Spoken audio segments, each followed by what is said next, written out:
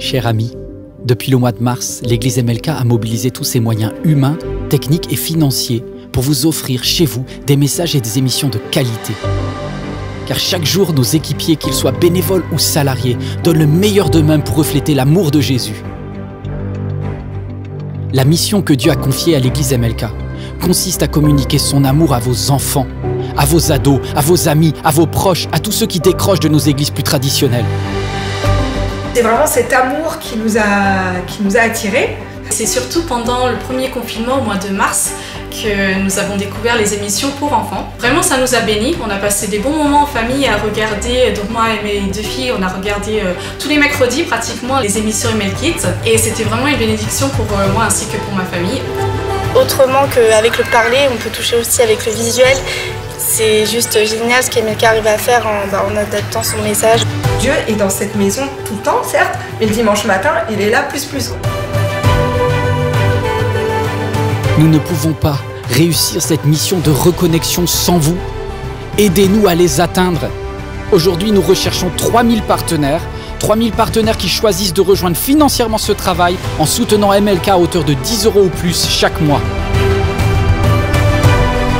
Mon seul objectif est de donner une nouvelle chance à chaque personne qui risque de s'éloigner, qu'elle soit auprès ou au loin. Une chance de reconnecter personnellement avec Dieu. Aidez-nous. Devenez partenaire financier de MLK chez vous.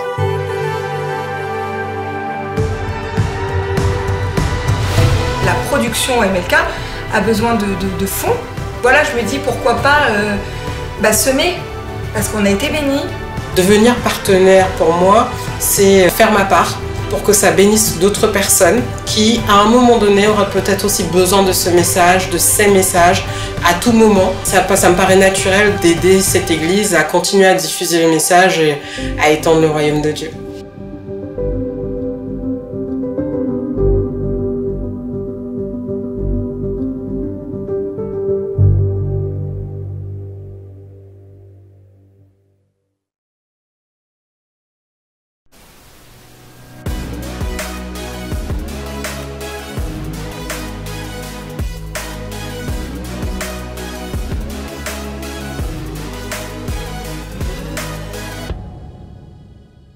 Hello à toi qui nous regarde, j'espère que tu vas bien. On se retrouve sur le plateau pour commencer avec la rubrique Déballe tout avec un invité spécial, El Manouche. Manouche. Vous devez tous le connaître, il est célèbre pour les nombreux tacos qu'il ingurgite au quotidien. Alors tout de suite, sans plus tarder, on déballe tout.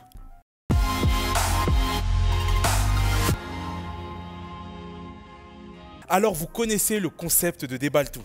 J'ai les dés, Christelle a la fiche de score, vous aussi à la maison, vous pouvez la sortir si vous voulez. Je vais les lancer. En fonction du chiffre sur lequel je vais tomber, cela va nous donner un thème. Une fois que l'on a ce thème, je vais demander à Manouche, notre invité ici présent, de nous dire une anecdote, une histoire, de nous raconter juste qu'il puisse parler un peu de lui à propos du thème sur lequel il sera tombé. Manouche, je te rassure, détends-toi, détends-toi. Il est stressé, il est stressé. On peut l'encourager depuis la maison là? Non, Manouche, si tu n'arrives pas à trouver l'anecdote, pas de panique, tu peux la donner à Christelle ou à moi, ok? C'est toi qui nomine si tu n'arrives pas à trouver, d'accord? Ok. Tranquille.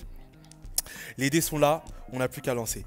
Sur la table de préférence, 6 et 4. 6 et 4, on tombe sur baptême d'eau. Baptême d'eau. Est-ce que tu as un témoignage sur baptême d'eau, un truc, une histoire? Qu'est-ce que t'en penses? Ouais. Je sais pas. Tu sais pas? Non, je sais pas. Tu peux nominer alors, vas-y. Stéphane. Là, il y a de l'influence là. On va faire une émission sur l'influence. On a déjà fait une émission sur l'influence. Vous pouvez la voir, elle est juste là, elle va apparaître ici. Elle apparaîtra pas, c'est faux. Alors, baptême d'eau, je me suis baptisé un 15 mars 2014. Donc c'est ma date. Oui, je sais, il y en a certains d'entre vous qui sont nés en 2014. Hein, oui, ça fait déjà quelques années. Non, donc voilà, un baptême d'eau. Je crois que c'était Yvan, ça va. Franchement, je m'attendais à ce qu'il me propulse un peu plus dans l'eau et tout, mais ça va, j'en suis sorti sans encombre. Et voilà, pour ceux qui connaissent ma petite anecdote, quand je me suis baptisé, parce qu'on doit toujours donner un petit témoignage avant de baptiser. Dès que j'ai pris le micro, j'ai vu toute la foule qui était là devant moi. Et vous voyez, j'avais pas encore commencé le rap, tu connais. C'est-à-dire, du coup, je me suis retourné et j'ai fait oh Jésus, comment je vais faire, J'étais trop stressé. Et après, j'ai réussi à donner mon témoignage, même si je bégayais de ouf, tu vois. Si vous avez envie de vous baptiser, vous pouvez aller voir Christelle ou moi nous envoyer un petit SMS. On fait de la pub aussi, tu connais. Non, merci Manouche, merci. Venez. Allez, prochaine anecdote, on enchaîne. Allez. Je parle beaucoup, vous trouvez pas? Mais là, c'est Manouche qui va parler. Allez. Ok, 3 et 5. 3 et 5. On tombe sur plat. Plat. Plat préféré. Tacos. Et qu'est-ce que tu n'aimes pas alors? Ouais, tiens. Champignons. Ah ouais? Ah ouais? Ah ouais? Ouais, Oh non, les champignons, Tu c'est la détestes base. pas ça. Ouais, maman elle cuisine souvent des champignons? Quel est le plat préféré que maman elle cuisine que tu préfères? Les lasagnes. Oh, Les Nadia, lasagnes. si tu vois ce VDTC, tu peux faire des lasagnes ce soir pour être fier de ton fils et lui montrer qu'il a géré.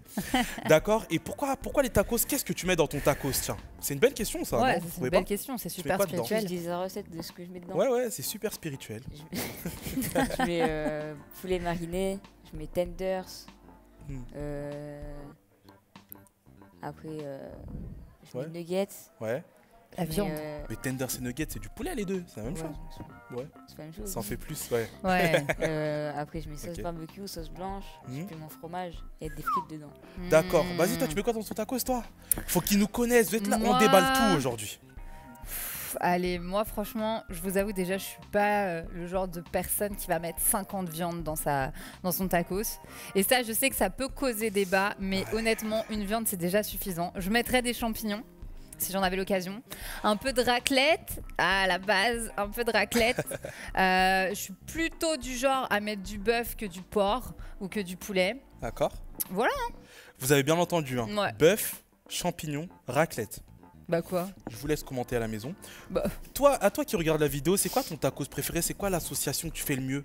Vas-y, discute-en avec papa, maman, avec tes frères et sœurs un peu. C'est important de connaître aussi vos goûts. Moi, pour ma part, qu'est-ce que je mets dans mon tacos? Honnêtement, merguez, parce que moi j'aime trop les merguez. Tenders aussi, parce qu'il faut un, tu vois, les tenders ça remplit le truc, tu vois. Cordon bleu. Voilà. Écoutez, Et la écoutez. viande, et la viande. La Bible dit que Dieu a créé l'homme pour l'animal et l'animal pour l'homme.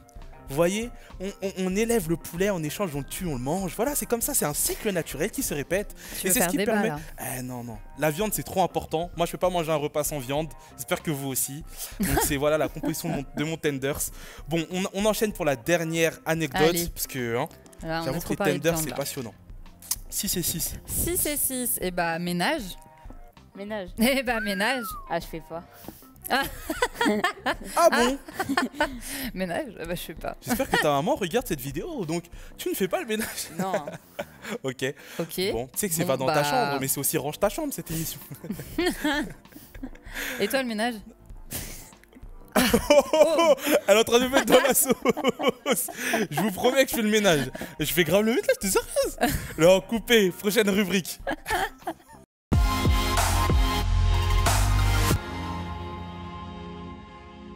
Bon les ados, on se retrouve ici, j'ai des invités avec moi, ils vous voient pas, mais moi je les vois. On a Mexan avec nous et on a Manouche. On va faire un petit jeu, vous savez très bien qu'on est dans la série des fruits de l'esprit et l'idée de cette rubrique spéciale aujourd'hui, c'est de leur faire goûter une salade de fruits et qu'ils puissent deviner, écoutez bien les gars, tous les fruits qu'il y a dans cette salade, sachant évidemment que j'ai mis des pièges. Donc je vais vous donner dans vos mains, à chacun, une petite salade de fruits faite dans les règles de l'art et les respects des consignes sanitaires, évidemment. Et je vous invite dès maintenant à mettre l'ensemble de votre cuillère dans votre bouche et me dire quels sont les goûts que vous reconnaissez. Et allez-y, hein, parce qu'il y a plusieurs fruits, donc franchement les gars, faut y aller à fond. Je suis assez technique, attends. Non, attends, ta cuillère elle est à l'envers. Quoi? Ouais, Attends, mais, là j'aurais mangé là, attends. mets bien ton verre. Tu veux une serviette? J'ai pas de serviette. Ah. Mexan, alors, première bouchée, qu'est-ce que t'en dis? Me vexez pas. Hein. Pourquoi c'est croquant? C'est croquant? Ouais, ok. Vous avez droit chacun à 3 essais. Faut que vous trouviez au moins 3 fruits, sachant qu'il y en a plus que ça. Et qu'il y a des pièges. Ça dit quoi chez Manouche? Ouais, et j'ai l'impression qu'il y a de la carotte. Ah, Il y aurait de la carotte dans une salade de fruits? Je sais pas, c'est croquant et tout, ça a le goût. Tu penses quoi de ça, Mexan? Attends, il y a de la banane. Ok, il y a de la banane. Attendez, revenons sur le sujet carotte là. Ouais, t'as mis de la carotte. Ah, t'es sûr? Ok, bon, ok, j'ai mis de la carotte. Ça passe, non? On est d'accord, c'est pas un fruit, hein, la carotte. Ananas. Ananas. Tu penses ça, toi, Manouache? Ouais. Il y a de la clémentine. Eh bah, c'est loupé, les gars, y a pas d'ananas. Et ouais. Par contre, il y a de l'exotisme. La mangue. Non. Non. Il y a du kiwi. Ouais. Bien joué. Ouais. Attends.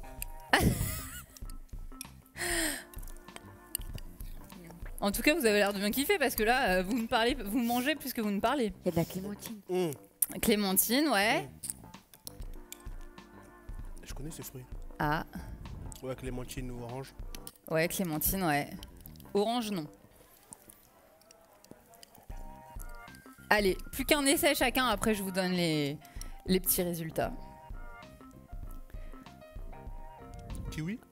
Kiwi, mais on l'a déjà dit. Ah, désolé.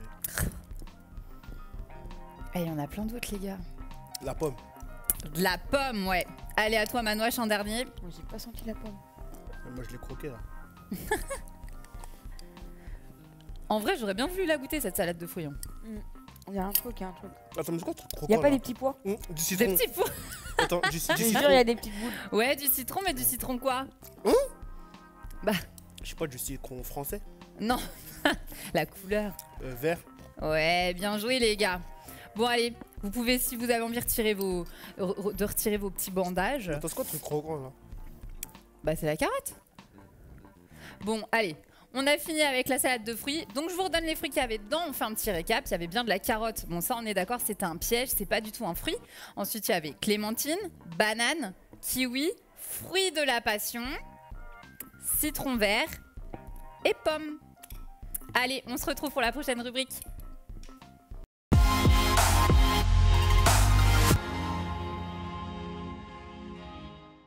Tu l'as compris, aujourd'hui, on parle de la douceur. Et pour exprimer ce fruit de l'esprit, on a choisi le citron. Tu vas me dire, mais pourquoi le citron? Ça n'a rien de doux, un citron, tu vois. Franchement, j'ai déjà regardé des vidéos d'enfants à qui on met des citrons dans la bouche et je te cache pas que c'est vraiment drôle. C'est super acide, les pauvres. Mais par contre, le citron, si tu le mélanges avec un peu de miel, tu vois, avec un petit miel, un petit peu bien doudet, tu vois, là, ça te donne un puissant remède de grand-mère qui peut te guérir contre la toux, contre tous les maux de gorge, etc., etc. Donc, on a choisi le citron.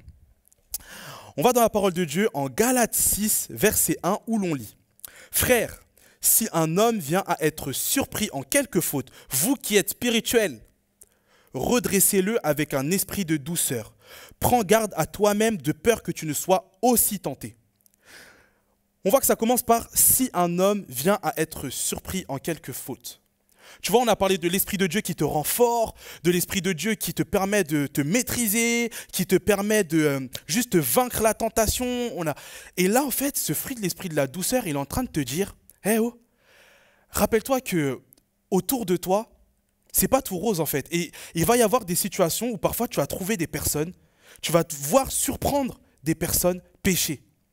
Mais le fruit de l'esprit, c'est pas celui qui va condamner et qui va dire « moi je suis fort parce que j'ai l'esprit en moi, moi ci, moi ci, moi ça ». Non, c'est celui, parce qu'il est spirituel, qui va reprendre avec douceur. On le voit juste après. Vous qui êtes spirituel, redressez-le avec un esprit de douceur. Vous qui êtes spirituel, qu'est-ce que ça signifie? Ici, on parle de celui qui est rempli et gouverné par le Saint-Esprit. On peut croire parfois que être spirituel, c'est regarder les gens de haut et les mépriser parce que nous, on réussit à faire certaines choses et pas eux. C'est faux. Lorsque tu es gouverné, lorsque tu es rempli de l'Esprit de Dieu, comme Dieu, tu es capable d'agir avec grâce, avec amour envers ces personnes, même si ceux-ci, tu les surprends en train de pécher. C'est fort. Tu sais, l'amour triomphe toujours. L'amour triomphe toujours. La personne qui est spirituelle, j'ai écrit, est celle qui va agir avec le cœur de Dieu. Le piège est de croire que plus le Saint-Esprit va te remplir, plus tu vas avoir la possibilité de mépriser les autres, mais c'est tout le contraire. plus tu es rempli du Saint-Esprit, plus tu vas agir avec douceur et tu vas agir avec amour envers les personnes qui, eux, ont péché. Redressez-le. Qu'est-ce que ça signifie, redresser? Redresser, c'est réparer. Faire de quelqu'un ce qu'il doit être.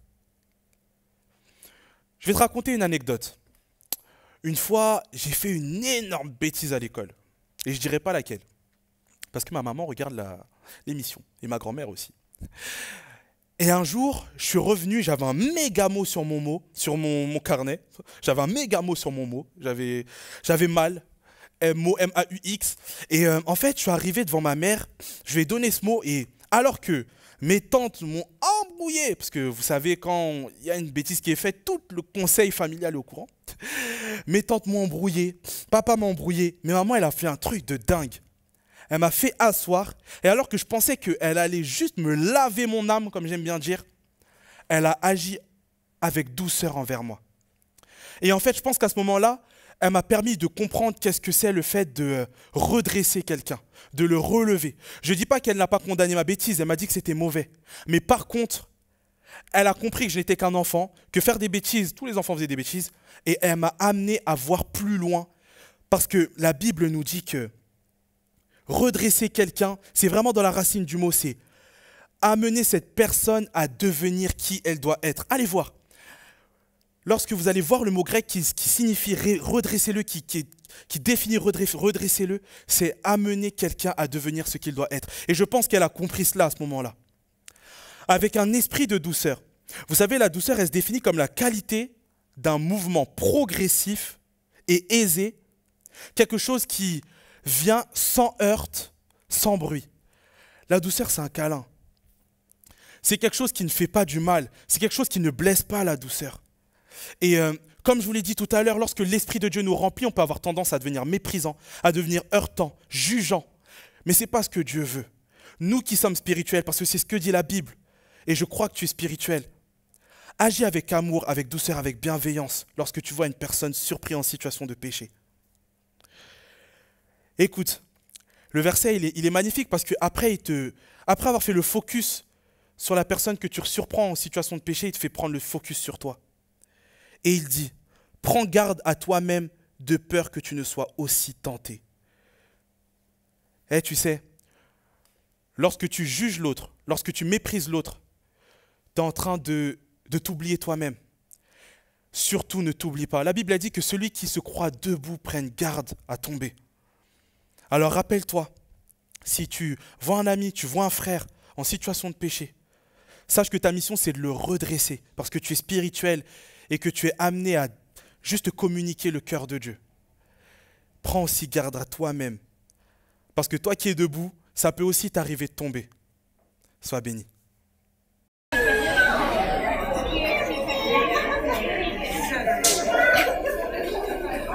Oh my gosh.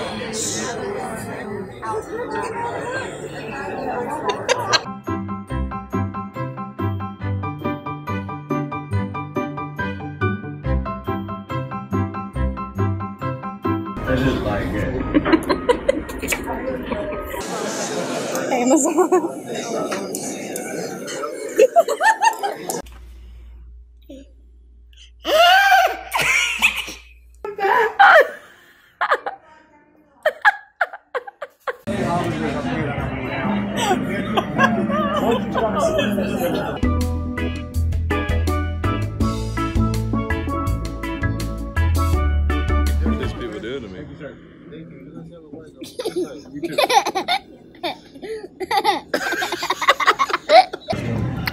Now remember, from now on you want a grill. There it is.